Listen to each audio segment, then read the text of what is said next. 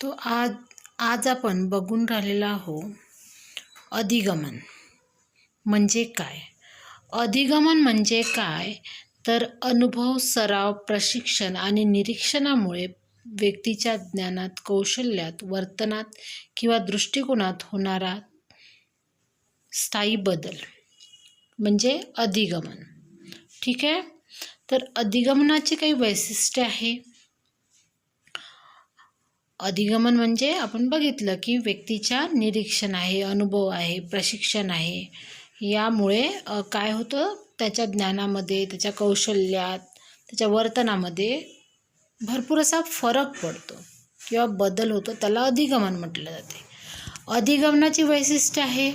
अधिगमन ही सतत चालणारी प्रक्रिया आहे. अधिगमनामुळे वर्तनात बदल होतो. अधिगमनासाठी अनुभव व सराव महत्त्वाचे आहेत.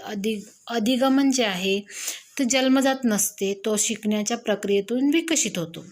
अधिगमनाचा परिणाम तुलनेने स्थायी असतो. अधिगमनामुळे ज्ञान, कौशल्य, सवयी, मूल्य आणि दृष्टिकोन विकसित होतो. अधिगमन ही उद्देशपूर्ण प्रक्रिया असून शकते. ठीक आहे. अधिगमनाचे प्रमुख प्रकार पण सांगितलं. आता हे आपण वैशिष्ट्य बघितलं आहे. आता अधिगमनाचे काही प्रकार आहे. जसं पहिलं आहे अभिजात अभिसंधान. ठीक आहे. तर ही जी आहे अभिजात अभिसंधान पावलाव यांनी मांडलेलं आहे. एक जे उद्दीपक आहे किंवा उद्दीपनाचा दुसऱ्या उद्दीपनाशी संबंध जोडून शिकणे म्हणजे अभिजात अभिसंधान आहे. एखादी घंटीचा आवाज केला आणि अन्न याचा संबंध जोडल्यामुळे कुत्रा घंटी ऐकून लाळ सोडतो. म्हणजे आता आपण बघा की घंटी वाजवली, जेवण दिलं, घंटी वाजवली, जेवण दिलं, तर त्या कुत्र्याला काय वाटतं की आता घंटी वाजली म्हणजे आता आपल्याला जेवण मिळणार आहे. आलं का लक्षात. तर हे झालेलं आहे अभिजात अभिसंधान. घंटी आणि जेवणाचा काय संबंध जोडलेला आहे, दोन उद्दीपकाचा संबंध जोडलेला आहे. दुसरा जो दिलेला आहे तो क्रियाप्रसूत अभिसंधान, जो स्किनर यांनी मांडलेला आहे. आता क्रियाप्रसूत अभिसंधान स्किनर यांनी मांडलेला काय म्हणतो, बक्षीस, प्रोत्साहन किंवा परिणाम यांच्या आधारे वर्तन शिकणे म्हणजे क्रियाप्रसूत अभिसंधान होय. उदाहरण दिलेलं आहे इथे. चांगले उत्तर दिल्यावर शिक्षकाने विद्यार्थ्यांचे कौतुक केले, त्यामुळे विद्यार्थी पुन्हा अभ्यास करण्यास प्रेरित होणार. म्हणजे एक प्रकारचं प्रोत्साहन देणे, विद्यार्थ्यांना शाबासकी देणे, जेणेकरून त्यांना वाटेल की नाही आपण जर चांगला अभ्यास केला तर आपल्याला काय मिळेल, शाबासकी मिळेल. तर हे जे आहे स्किनर यांचं आहे. म्हणजे स्किनर यांनी काय सांगितलं आहे आपल्याला की प्रोत्साहन, बक्षीस आणि प्रोत्साहन म्हणजे क्रियाप्रसूत अभिसंधान. ठीक आहे. या स्किनर यांनी काय सांगितलेलं आहे, प्रयत्न आणि चुका पद्धतीने अधिगमन. हा पण एक त्यांनी तिसरा हे सांगितलेला आहे, ट्राय आणि एरर. तर याच्यामध्ये कोणी म्हणजे हे केलेलं आहे की हा जो शोध आहे प्रयत्न आणि चुका हा थॉर्नडाईकचा आहे. ठीक आहे. याचे शास्त्रज्ञ थॉर्नडाईक आहे. तर थॉर्नडाईक काय म्हणते की वारंवार प्रयत्न करून आपण चुका सुधारून योग्य प्रतिसाद करू शकतो. किंवा जसं आता उदाहरण बघितलं, एखादी मुलगा आहे तो सायकल चालवत आहे, परंतु त्याला पहिले सायकल येत नाही, परंतु तो रोज प्रयत्न केल्यामुळं त्याला काही एक दिवस सायकल चालवता येणार. म्हणजे हे काय आहे, प्रयत्न, चुका आणि शिका. प्रयत्न आणि चुका यातून म्हणजे थॉर्नडाईक यांनी ते सांगितलेलं आहे. नंतर निरीक्षणात्मक अधिगमन. याचे जे शास्त्रज्ञ आहे ते बंडुरा आहे. बंडुरा काय म्हणतात, इतर व्यक्तीचे वर्तन पाहून आणि त्यांचे अनुकरण करून शिकणे म्हणजे निरीक्षणात्मक अधिगमन.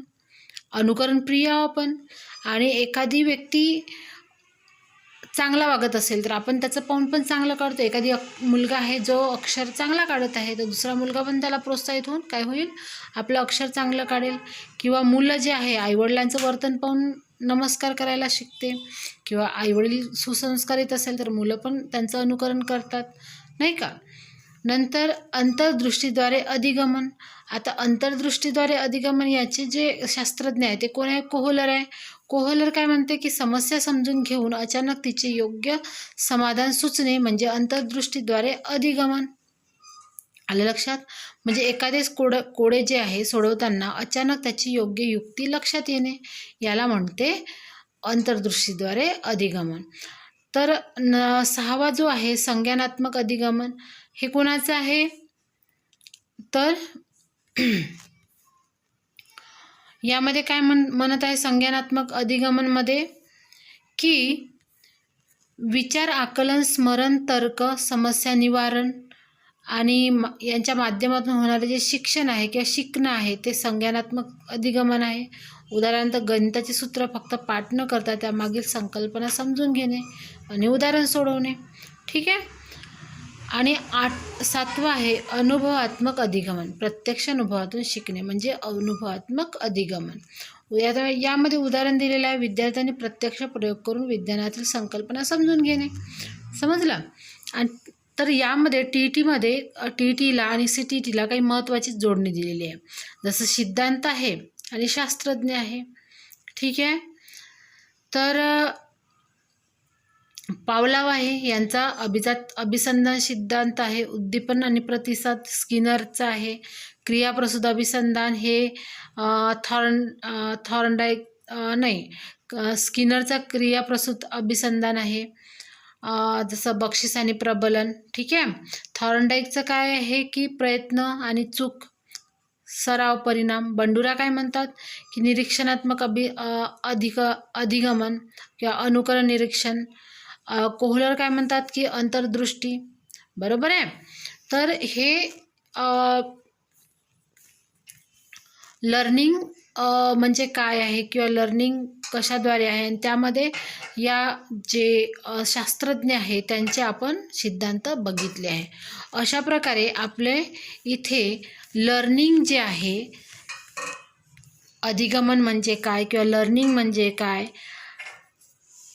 हा भाग आपण या व्हिडिओमध्ये बघितला आहे. व्हिडिओ आवडला तर व्हिडिओ लाईक करा, चॅनलला सबस्क्राईब करा आणि तुमचे कमेंट्स सांगा, जेणेकरून मला दुसरे व्हिडिओ करायला प्रोत्साहन मिळेल. असंच भेटू आपण दुसऱ्या व्हिडिओमध्ये. तोपर्यंत बाय. तो आज आपण बघून राहिलेला आहोत अधिगमन म्हणजे काय. अधिगमन म्हणजे काय तर अनुभव, सराव, प्रशिक्षण आणि निरीक्षणामुळे व्यक्तीच्या ज्ञानात, कौशल्यात, वर्तनात किंवा दृष्टिकोनात होणारा स्थायी बदल म्हणजे अधिगमन. ठीक आहे. तर अधिगमनाचे काही वैशिष्ट्य आहे. अधिगमन म्हणजे आपण बघितलं की व्यक्तीच्या निरीक्षण आहे, अनुभव आहे, प्रशिक्षण आहे. यामुळे काय होतं, त्याच्या ज्ञानामध्ये, त्याच्या कौशल्यात, त्याच्या वर्तनामध्ये भरपूर असा फरक पडतो किंवा बदल होतो. त्याला अधिगमन म्हटलं जाते.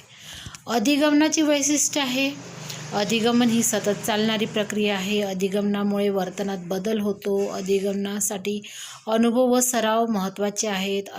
अधिगमन जे आहे ते जन्मजात नसते, तो शिकण्याच्या प्रक्रियेतून विकसित होतो. अधिगमनाचा परिणाम तुलनेने स्थायी असतो. अधिगमनामुळे ज्ञान, कौशल्य, सवयी, मूल्य आणि दृष्टिकोन विकसित होतो. अधिगमन ही उद्देशपूर्ण प्रक्रिया असून शकते. ठीक आहे. अधिगमनाचे प्रमुख प्रकार पण सांगितलं. आता हे आपण वैशिष्ट्य बघितलं आहे. आता अधिगमनाचे काही प्रकार आहे, जसं पहिलं आहे अभिजात अभिसंधान. ठीक आहे. तर ही जी आहे अभिजात अभिसंधान पावलाव यांनी मांडलेलं आहे. एक जे उद्दीपक आहे किंवा उद्दीपनाचा दुसऱ्या उद्दीपनाशी संबंध जोडून शिकणे म्हणजे अभिजात अभिसंधान आहे. एखादी घंटीचा आवाज केला आणि अन्न याचा संबंध जोडल्यामुळे कुत्रा घंटी ऐकून लाळ सोडतो. म्हणजे आता आपण बघा की घंटी वाजवली, जेवण दिलं, घंटी वाजवली, जेवण दिलं, तर त्या कुत्र्याला काय वाटतं की आता घंटी वाजली म्हणजे आता आपल्याला जेवण मिळणार आहे. आलं का लक्षात? तर हे झालेलं आहे अभिजात अभिसंधान. घंटी आणि जेवणाचा काय संबंध जोडलेला आहे, दोन उद्दीपकाचा संबंध जोडलेला आहे. दुसरा जो दिलेला आहे तो क्रियाप्रसूत अभिसंधान, जो स्किनर यांनी मांडलेला आहे. आता क्रियाप्रसूत अभिसंधान स्किनर यांनी मांडलेला काय म्हणतो, बक्षीस, प्रोत्साहन किंवा परिणाम यांच्या आधारे वर्तन शिकणे म्हणजे क्रियाप्रसूत अभिसंधान होय. उदाहरण दिलेलं आहे इथे. चांगले उत्तर दिल्यावर शिक्षकाने विद्यार्थ्यांचे कौतुक केले, त्यामुळे विद्यार्थी पुन्हा अभ्यास करण्यास प्रेरित होणार. म्हणजे एक प्रकारचं प्रोत्साहन देणे, विद्यार्थ्यांना शाबासकी देणे, जेणेकरून त्यांना वाटेल की नाही आपण जर चांगला अभ्यास केला तर आपल्याला काय मिळेल, शाबासकी मिळेल. तर हे जे आहे स्किनर यांचं आहे. म्हणजे स्किनर यांनी काय सांगितलं आहे आपल्याला की प्रोत्साहन, बक्षीस आणि प्रोत्साहन म्हणजे क्रियाप्रसूत अभिसंधान. ठीक आहे. या स्किनर यांनी काय सांगितलेलं आहे, प्रयत्न आणि चुका पद्धतीने अधिगमन. हा पण एक त्यांनी तिसरा हे सांगितलेला आहे, ट्रायल आणि एरर. तर याच्यामध्ये कोणी म्हणजे हे केलेलं आहे की हा जो शोध आहे प्रयत्न आणि चुका हा थॉर्नडाईकचा आहे. ठीक आहे. याचे शास्त्रज्ञ थॉर्नडाईक आहे. तर थॉर्नडाईक काय म्हणते की वारंवार प्रयत्न करून आपण चुका सुधारून योग्य प्रतिसाद करू शकतो. किंवा जसं आता उदाहरण बघितलं, एखादी मुलगा आहे तो सायकल चालवत आहे, परंतु त्याला पहिले सायकल येत नाही, परंतु तो रोज प्रयत्न केल्यामुळं त्याला काय एक दिवस सायकल चालवता येणार. म्हणजे हे काय आहे, प्रयत्न, चुका आणि शिका. प्रयत्न आणि चुका यातून म्हणजे थॉर्नडाईक यांनी ते सांगितलेलं आहे. नंतर निरीक्षणात्मक अधिगमन. याचे जे शास्त्रज्ञ आहे ते बंडुरा आहे. बंडुरा काय म्हणतात, इतर व्यक्तीचे वर्तन पाहून आणि त्यांचे अनुकरण करून शिकणे म्हणजे निरीक्षणात्मक अधिगमन. अनुकरण प्रिय आपण, आणि एखादी व्यक्ती चांगला वागत असेल तर आपण त्याचं पाहून पण चांगलं काढतो. एखादी मुलगा आहे जो अक्षर चांगला काढत आहे तर दुसरा मुलगा पण त्याला प्रोत्साहित होऊन काय होईल, आपलं अक्षर चांगलं काढेल. किंवा मुलं जे आहे आईवडिलांचं वर्तन पाहून नमस्कार करायला शिकते, किंवा आईवडील सुसंस्कारित असेल तर मुलं पण त्यांचं अनुकरण करतात, नाही का. नंतर अंतर्दृष्टीद्वारे अधिगमन. आता अंतर्दृष्टीद्वारे अधिगमन याचे जे शास्त्रज्ञ आहे ते कोण आहे, कोहलर आहे. कोहलर काय म्हणते की समस्या समजून घेऊन अचानक तिचे योग्य समाधान सुचणे म्हणजे अंतर्दृष्टीद्वारे अधिगमन. आलं लक्षात. म्हणजे एखादेच कोडे जे आहे सोडवताना अचानक त्याची योग्य युक्ती लक्षात येणे, याला म्हणते अंतर्दृष्टीद्वारे अधिगमन. तर सहावा जो आहे संज्ञानात्मक अधिगमन, हे कोणाचं आहे तर